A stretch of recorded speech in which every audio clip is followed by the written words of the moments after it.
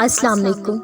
یقین کرو ایک وقت آئے گا تمہیں فرق بھی نہیں پڑے گا، بس دل کو ایک اطمینان ہوگا کہ جو ہوتا ہے اس میں ہماری ہی بہتری ہوتی ہے۔ ابھی لگ رہا ہے نا مشکل سب کچھ تسلیم کرنا، لگ رہا ہے مشکل جو ہو رہا ہے اس پر راضی ہونا۔ جو تم چاہتے ہو اگر تو وہ تمہارے لیے بہتر ہے تو جان جاؤ یہ وقت بہتر نہیں، وہ تمہیں بہترین وقت پر بہترین سے نوازے جا رہا ہے۔ اچھا لگتا ہے اسے تمہارا اس سے التجائے کرنا، وہ چاہتا ہے میرا بندہ تھوڑا اور پکار لے مجھے۔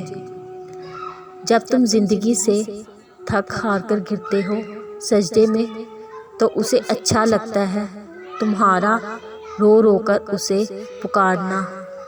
جان لو اگر اس نے آزمائش دی ہے تو وہ تمہارا ساتھ بھی کبھی نہیں چھوڑے گا، تو پھر اتنا مشکل کیوں لگتا ہے اس کے فیصلوں کو تسلیم کرنا۔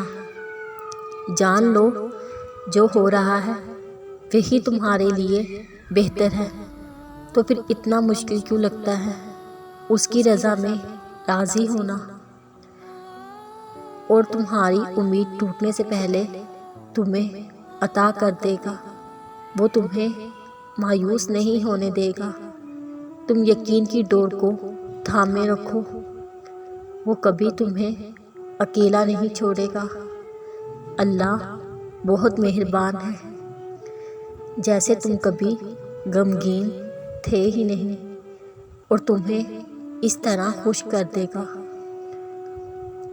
کہ وہ تمہاری ساری دعائیں سن لے گا۔ پھر دیکھنا ایک دن آئے گا، یقین رکھو اگر آزمائش میں ڈالنے والا وہ ہے تو نکالے گا بھی وہی۔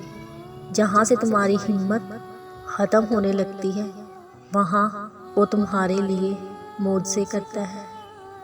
دنیا ایک کنویں سے پلٹ جاتی ہے، یہ دیر تو بس تمہاری دعاؤں کا امتحان ہوتی ہے، اور معجزے اللہ کے راضی ہو جانے سے ہوتے ہیں، کیونکہ ان دعاؤں میں اللہ کی رضا شامل ہوتی ہے۔